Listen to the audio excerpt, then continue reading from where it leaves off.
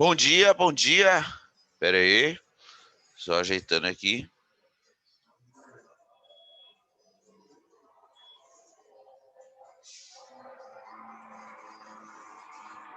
Bom dia. Galera, deixa eu compartilhar aqui, pera aí. Não, deixa eu vou abrir minha câmera primeiro, esqueci. Marcar meu aqui. Pronto. Então, bom dia, meus queridos. Espero que esteja tudo bem com vocês. Bora lá dar continuidade ao nosso conteúdo. Lembrando que eu tinha parado aqui, ó, na nossa semana passada, certo?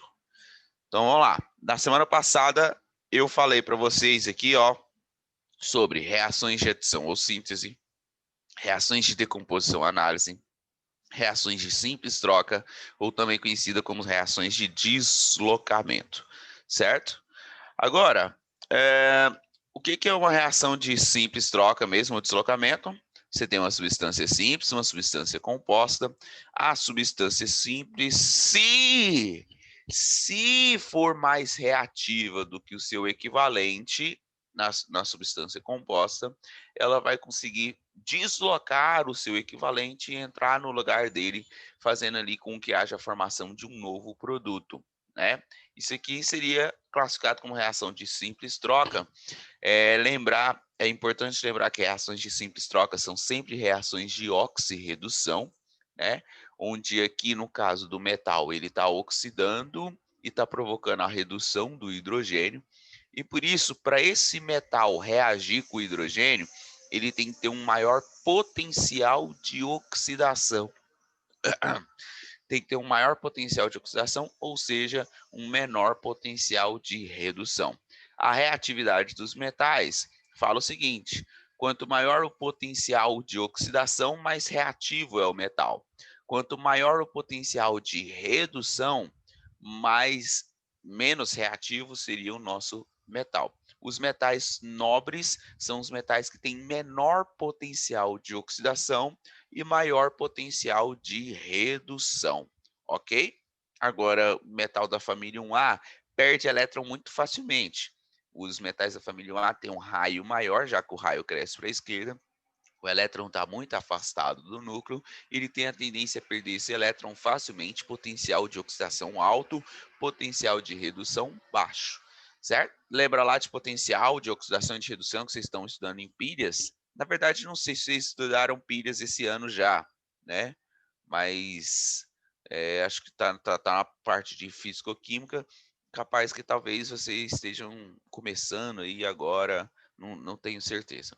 Bom, vamos para o nosso último tipo de reações orgânicas, reações inorgânicas aqui, que seriam as reações classificadas como sendo reações de dupla troca. Então, ó, continua aqui na anotação, continuidade aqui a respeito do tipo de reação. E eu vou seguir o mesmo padrão que eu estava fazendo ali em cima, ó. Reações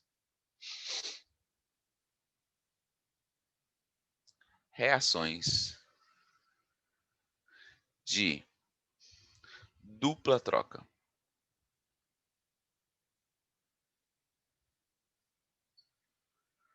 Bom, o que é uma reação de simples troca e uma reação de dupla troca?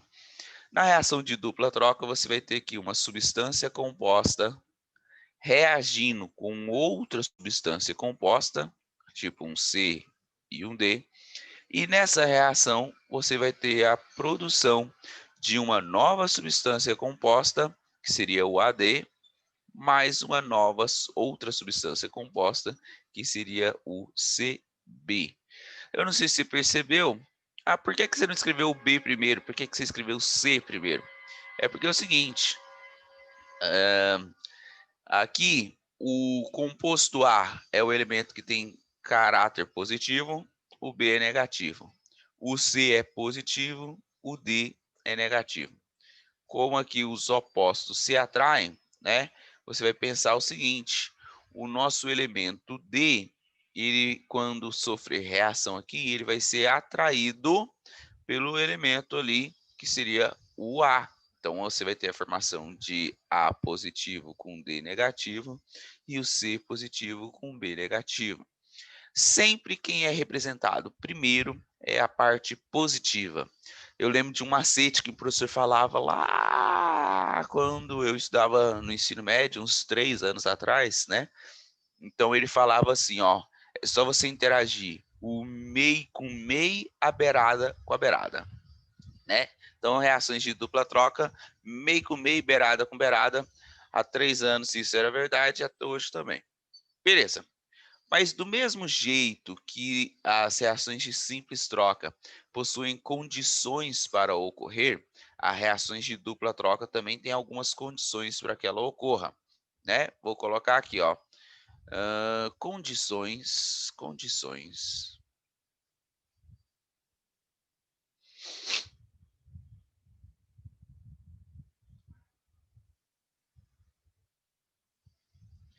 para ocorrer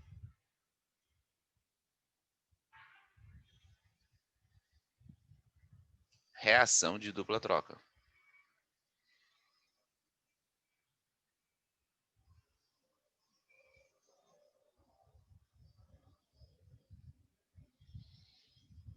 São três as condições para que a reação de dupla troca a gente possa afirmar que ela realmente ocorre. Bom, para ocorrer reação de dupla troca, você tem que pensar o seguinte: o produto formado ele tem que ter três características, né? Uma dessas três características que eu vou explicar aqui agora. Então, quando você tem lá duas substâncias compostas, para que eu possa afirmar que a reação vai acontecer, ah não, essa reação ocorre sim, ela vai ocorrer, você precisa de três condições. Primeiro, tem que haver formação de produto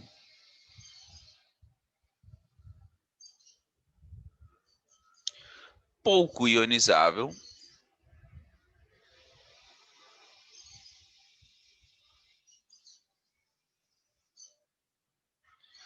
Bom, o que é um produto pouco ionizável, galera? Produto pouco ionizável a gente pode caracterizar aqui, por exemplo, os ácidos fracos, um ácido fraco, ou se não, a água. Se a água for formada, a reação pode definir que ela vai acontecer, porque a água é um produto, é uma substância que sofre muito pouco ionização. Beleza? Segunda condição para que essa reação aconteça: formação de produto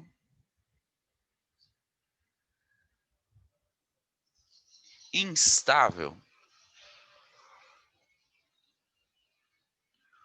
Bom, são apenas dois produtos instáveis que são comuns de aparecerem aqui nas reações inorgânicas. Quem são esses produtos instáveis que você vai ter que lembrar aqui, ó? O H2CO3, que é o ácido carbônico.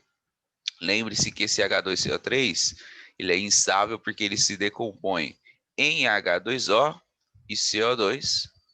Então, quando tem formação de ácido carbônico, acaba que o CO2 vai ser liberado, então você vai ter ali a formação de gás.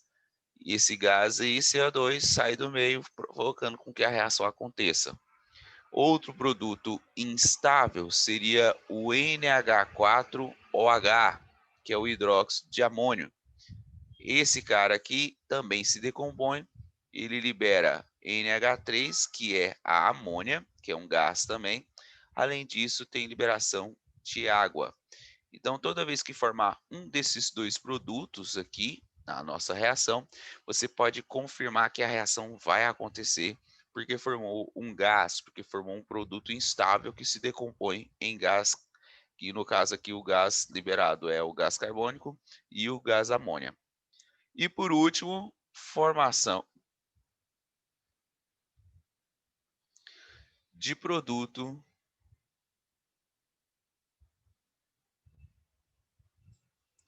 insolúvel. Galera, o que seria aqui um produto insolúvel, né? Para você entender se um produto ele é solúvel ou não, você vai analisar a tabela de solubilidade.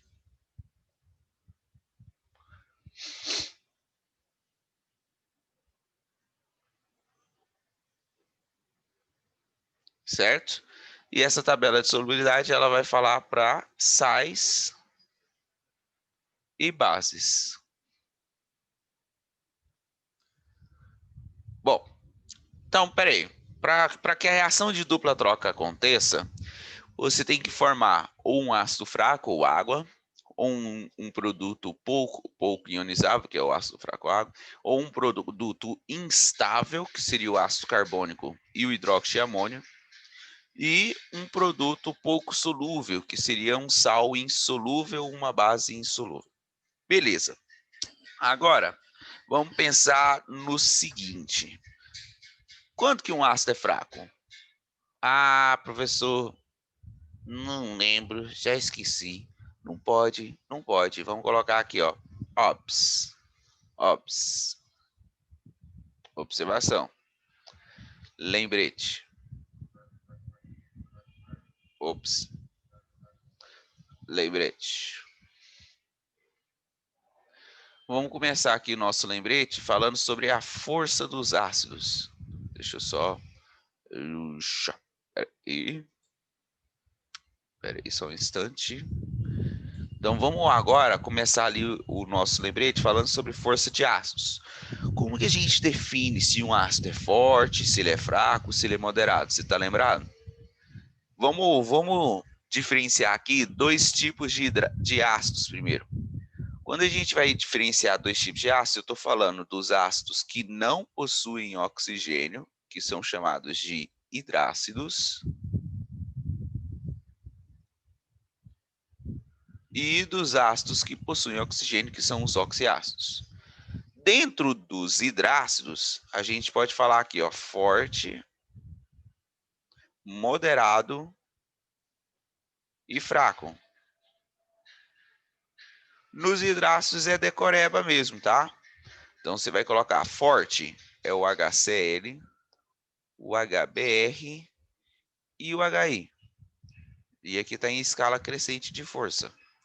Moderado é só o HF e fraco todos os outros.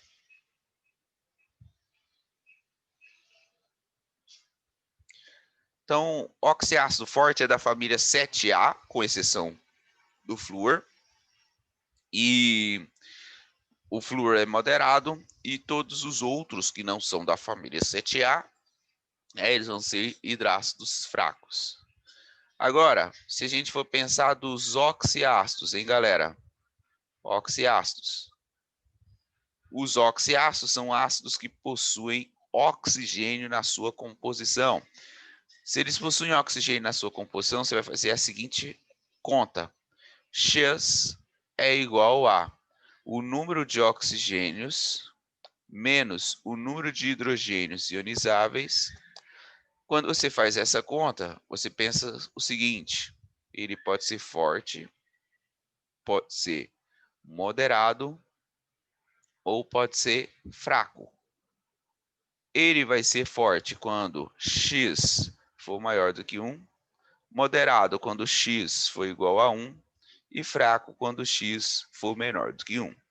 Quanto maior for essa diferença aí, galera, mais forte seria o nosso ácido. Beleza.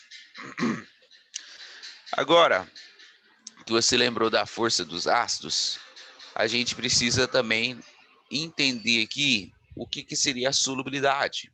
Então, vou colocar aqui para você a tabela de solubilidade. Tabela de solubilidade.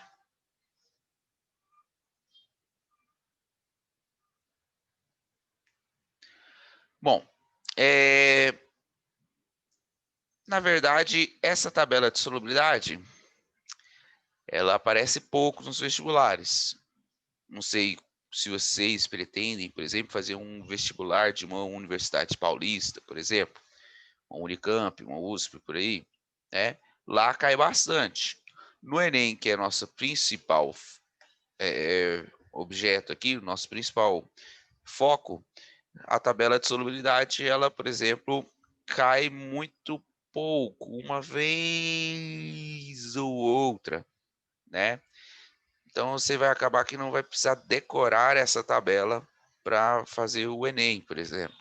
Até porque quando cai, ele te dá algumas dicas sobre essa tabela para você não precisar saber ela de cor. Mas a tabela de solubilidade, a solubilidade de um composto iônico, ela depende do ânion que forma esse composto iônico.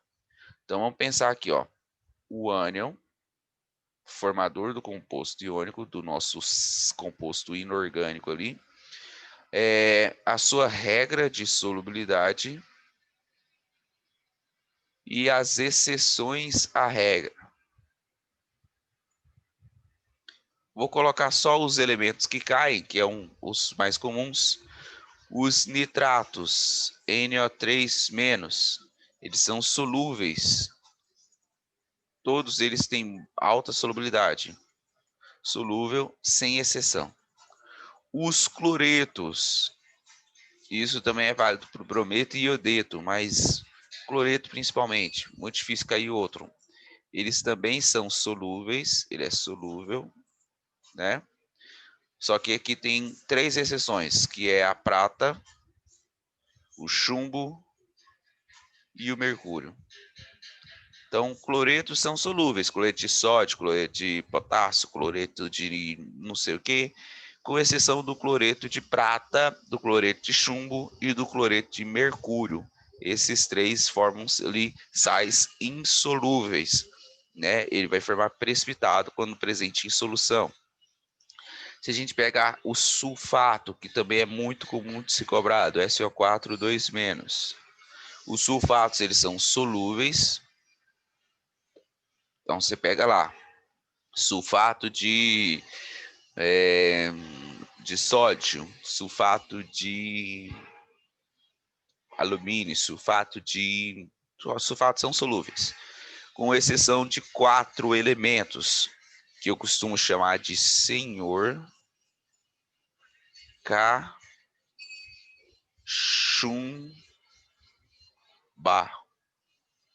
Senhor cachumba é o estrôncio, cálcio, chumbo e o bário, certo? Então, os sulfatos são solúveis, com exceção desses 4 cátions aqui, ó, sulfato de bário, sulfato de chumbo, sulfato de cálcio, sulfato de estrôncio, eles vão ser insolúveis, eles são exceções à regra. Os sulfetos, que é o S2-, e os fosfatos, deixa eu colocar junto aqui, deixa eu escrever um pouquinho mais para a esquerda. Sulfetos, que tem 2 cargas negativas, e os fosfatos, que é o PO4, com 3 cargas negativas. Eles são insolúveis como regra, insolúvel como regra, com exceção dos elementos da família 1A, metais alcalinos, dos elementos da família 2A, metais alcalinos terrosos, e dos de amônio, que é o NH4+, né? Então ele vai ser insolúvel com exceção desses elementos. Depois, os carbonatos. Carbonatos é CO3, 2-. Carbonato de cálcio, carbonato de sódio, carbonato de pá, né? Eles também são insolúveis como regra, insolúvel. Porém, é da família 1A e de amônio é solúvel. Ou seja, 1A e amônio é sempre solúvel, independentemente do nosso ânion, tá? Porque na hora que os ânions são insolúveis, como regra, os da família 1A sempre são solúveis, porque são exceções. Então, se o cátion for da família 1A, cátion sódio, cátion potássio, né? Eles tornam ali o composto muito solúvel. Agora, as bases, vou colocar aqui, ó. Base é quando você tem OH-. As bases, elas são insolúveis como regra, insolúvel, com exceção, a família 1A, ao amônio NH4 mais ao cálcio e ao bário. Cálcio e o bário. O cálcio e o bário são elementos da família 2A. Não são todos os elementos da família 2A que formam bases insolúveis, mas que forma base insolúvel da família 2A mesmo, é só o berílio e o magnésio, que tem uma solubilidade muito baixa. Galera, agora que você já sabe disso daqui, ó, né?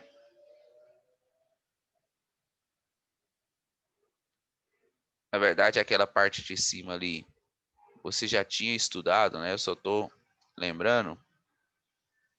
E essa tabela de solubilidade aqui você encontra nas provas, às vezes, né? Você precisa só saber interpretá-la. Bom, agora que eu sei disso aqui, eu posso descrever se alguma reação inorgânica de dupla troca vai ocorrer ou não vai ocorrer. Então, vamos fazer aqui alguns exemplos. Vou fazer o exemplo mais bobinho de todos primeiro, que é a reação entre NaOH mais HCl. Você já viu essa reação, certeza. Na+, deixa eu pegar o vermelho com ponta fina aqui rapidinho. Tá aqui. Na+, OH-, H+, Cl-, faz uma troca de casais aqui, positivo com negativo e vice-versa. E aí você vai ter formação do NaCl mais H2O. Um dos produtos formados, ele tem que estar dentro dessas três condições para eu falar assim, não, essa reação ela ocorre espontaneamente, é uma reação que vai acontecer, né? Então, formou algum produto pouco ionizável, algum produto instável, algum produto insolúvel? Primeira coisa, esse produto aqui, ó, ele é um sal. Para saber se o sal ele vai fazer com que a reação aconteça, eu tenho que analisar se ele é insolúvel. Os cloretos são solúveis com exceção de prata, chumbo e mercúrio. Esse cloreto é o cloreto de sódio. Se depender desse cara aqui, a reação não aconteceria, porque ele é um sal solúvel. Ah, mas formou água. A água é um produto pouco ionizável, então essa reação ela sim ocorre. Eu posso dizer que ela ocorre. Agora, se eu pego tipo essa reação aqui, ó, Ca CO3 mais HCl. Na verdade, toda vez que é reação entre ácido e base, ela ocorre, porque é uma neutralização e forma água. Então, você já viu lá reações de neutralização lá atrás. Como tem sempre formação de água, a gente pode dizer que essa reação ela ocorre, né? Agora, CaCO3 com HCl. Será que essa reação aqui ela ocorre? Vamos pensar quem é positivo e quem é negativo. O cálcio, família 2A, ele tem aqui duas... Oxi, deixa eu pegar o vermelho fininho que está aqui. Esse cálcio aqui ele tem duas cargas positivas e o carbonato duas cargas negativas. O hidrogênio, uma carga positiva, o cloro, uma carga negativa. Então, você vai fazer uma troca de casais. O cálcio, ele vai interagir com o cloro, ao mesmo tempo que o hidrogênio vai interagir com o CO3, que é o carbonato. Beleza.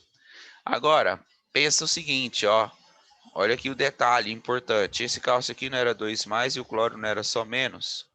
O H aqui não era mais e o CO3 não era 2 menos. Para montar um composto eletricamente neutro, eu preciso cruzar as cargas para se tornar índice. Então, aqui vai virar o CaCl2, aqui vai virar o H2CO3. Então, agora que eu montei a reação, eu vou balancear ela, colocar um 2 aqui, e eu vou analisar se essa reação ela ocorre espontaneamente, naturalmente, ou se ela não ocorre. Formou um produto pouco ionizável? Na verdade, não formou água nem ácido fraco. Na verdade, ó, o cloreto de cálcio é um sal solúvel e esse ácido aqui, ó, opa, ele está entre os produtos instáveis. Esse cara aqui, na real, ele vai se decompor. Então, aqui você vai ter formação de H2O. Além disso, você vai ter formação de CO2.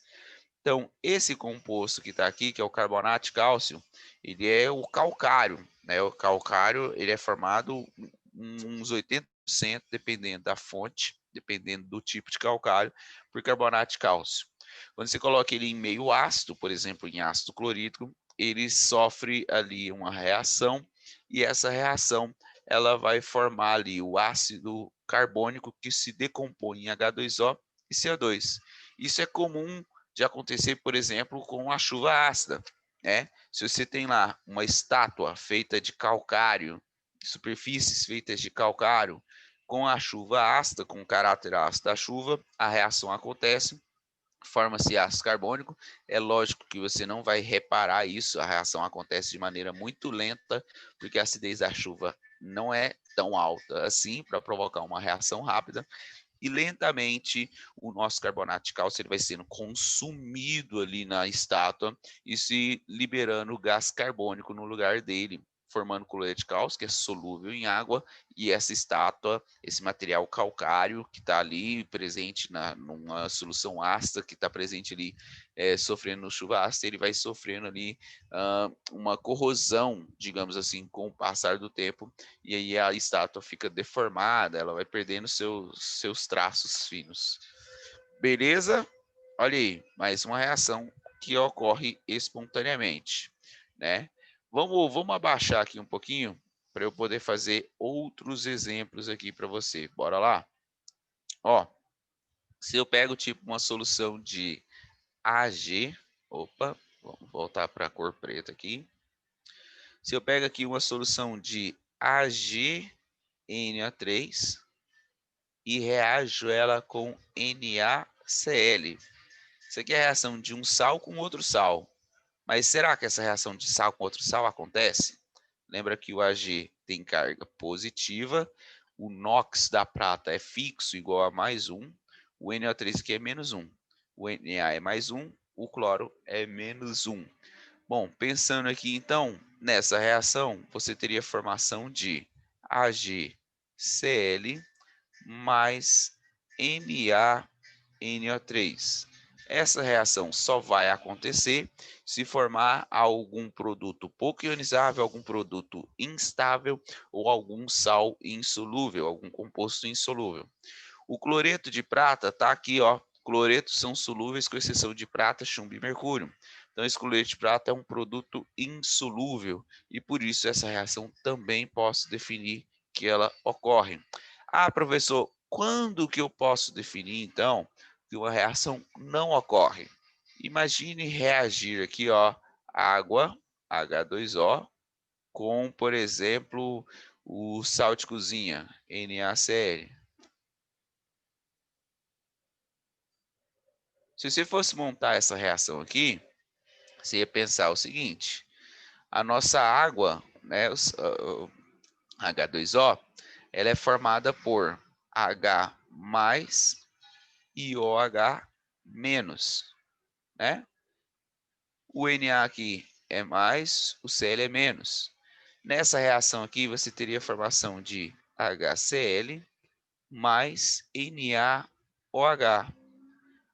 Esses produtos formados aqui, tem algum produto que é pouco ionizável? HCl é um ácido forte. Tem algum produto que é insolúvel? O hidróxido de sódio, os hidróxidos da família 1A são hidróxidos solúveis. Então essa reação não ocorre. Essa reação aqui não vai acontecer. Se você colocar sal na água, ele não vai se converter em ácido clorídrico e hidróxido de sódio, porque não tem ali a formação de um produto pouco ionizável, de um produto instável ou de um produto pouco solúvel. Ok, ok, entenderam? Beleza. Agora, se eu pego aqui, deixa eu pensar outro exemplo de reação.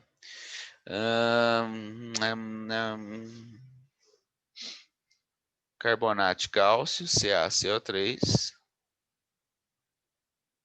reagindo com tipo um sulfato de sódio. Não, não vai dar certo. cloreto de potássio, KCl. Como que seria a reação entre esses dois? O cálcio 2+, eu toda hora esqueço, pego o primeiro vermelho que eu vejo, só que a letra dele é grossa, eu quero fininho. Aqui, ó, cálcio 2+, carbonato 2-, potássio mais Cl-. Junta positivo com negativo, negativo com positivo, e aí você vai ter formação do que, hein? Ó, Ca se ligando ao Cl, só que precisa de 2 Cls para cada Ca. Além disso, você tem aqui K2CO3. Essa reação ela é uma reação que não ocorre porque você tem formação de dois produtos salinos e esses dois sais que foram formados, eles são sais muito solúveis. O carbonato, ele é solúvel. Ah, mas ele é insolúvel. Não da família 1A. Se formou carbonato da família 1A, que é o caso do potássio, ele é um sal solúvel. Então essa reação não vai ocorrer. Galera, o professor, como assim a reação não vai ocorrer? Como assim a reação vai ocorrer? Né? Que você está querendo dizer com isso? Vou tentar desenhar para ficar mais claro para você. Imagine aqui um recipiente. Né? E eu desenhei ele lá grandão para conseguir fazer um desenho mais nítido possível. E nesse recipiente, digamos que você tem ali água, né? Quando você adiciona NaOH na água, o que você vai ter nesse NaOH dissolvido em água? Quando você adiciona NaOH na água, você tem liberação de Na positivo. Além disso, você tem liberação de OH negativo, certo? Quando você adiciona HCl em água, o que você tem informação? Você tem informação de H+, e de Cl-. Beleza. Esse H+ e esses OH- aqui, eles vão se encontrar. E na hora que o H+ e o OH- se encontram, você tem informação de quê? Informação de água, né? O NaCl que seria formado, na verdade não vai acontecer nada com eles não. Porque o NaCl não é um sal solúvel. Se ele é um sal solúvel, em meio aquoso ele continua sendo Na+ e Cl-. O que eu quero dizer para você? Deixa eu ver se você entende melhor assim, ó. Pega aqui, NaOH em meio aquoso, reage ele com HCl também em meio aquoso para produzir NaCl em meio aquoso mais H2O em meio aquoso, em meio líquido, quer dizer, né? Ela está dissolvida em si mesma. NaOH em meio aquoso é liberado Na+ e OH- aquoso. HCl, deixa eu tirar esse aquoso aqui dessa equação de baixo. HCl, ele em meio aquoso, ele é H+ e Cl-. O NaCl é um sal solúvel, não é? Então ele é formado por Na+ e Cl-. E a água, ela é pouco ionizável, então ela é H2O. O que aconteceu aqui na real, na verda, né? O que aconteceu? O Na+ e o OH-, que vem do NaOH, foi misturado na mesma solução que tinha H+, Cl-, que veio do HCl. O NaCl, como é um sal solúvel, ele continuou sendo Na+, Cl-. Então esse cara aqui, ó, ele nem reagiu na real. Na verdade, e a gente chama ele de íon espectador. O que seria o nosso íon espectador, galera? O íon espectador é aquele que está lá no meio, que está na nossa solução, mas ele não muda nada, ele permanece intacto. Então, esse cara aqui, que é o nosso NaOH, o nosso NaOH não, o Na e o Cl, ele permanece intacto, nada aconteceu com ele. eu posso até cortar ele aqui da nossa equação global, do nosso todo, do que aconteceu aqui na real, né? Esse Na com esse Na permaneceu intacto, esse Cl com esse Cl permaneceu intacto, né? Então, a reação que está acontecendo aqui, na real, na neutralização, é um OH- que está interagindo com um H+, e que está produzindo aqui nesse processo H2O. Esse sal é solúvel, ele continua liberando Na+ e Cl-. Bom, agora vamos fazer um segundo exemplo aqui, ó. Deixa eu pensar. Essa última reação aqui, ó. Carbonato de cálcio, cloreto de sódio formando cloreto de cálcio e carbonato de potássio. Gente, nessa última reação, olha aqui. CaCO3 é um sal insolúvel, ele é sólido. Tá escrito aqui, ó. Olha a tabelinha. Carbonatos são insolúveis, com exceção da família 1A e amônio. O cálcio é da família 2A, então ele é insolúvel. Nossa, minha aula tá acabando. Deixa eu terminar esse exemplo aqui rapidinho. Agora, se você coloca ele para reagir com uma solução de cloreto de potássio, cloreto de potássio ele é solúvel, aquoso, ele vai ter formação de cloreto de cálcio, que é solúvel, aquoso. Além disso, aqui tem um 2. Além disso, tem formação de nitrato, carbonato de potássio, CO3. Certo? Galera, deixa eu só ver quanto tempo falta. Ixi, falta menos de 1 minuto. Na próxima aula eu vou terminar esse exemplo aqui. Não vai dar tempo. Obrigado pela atenção. Na próxima aula eu falo por que essa reação aqui ela não ocorre.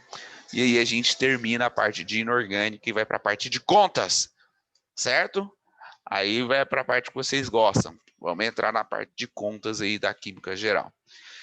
Beleza, galera? Forte abraço, tudo de bom para vocês. E qualquer dúvida, lembre-se que eu estou à disposição. Beleza? Até semana que vem. Abraço. Encerrei aqui primeiro porque achei que já estava acabando. Mas, olhe, achei que não ia dar tempo de explicar direito. Mas vai acabar agora. Falou, galera.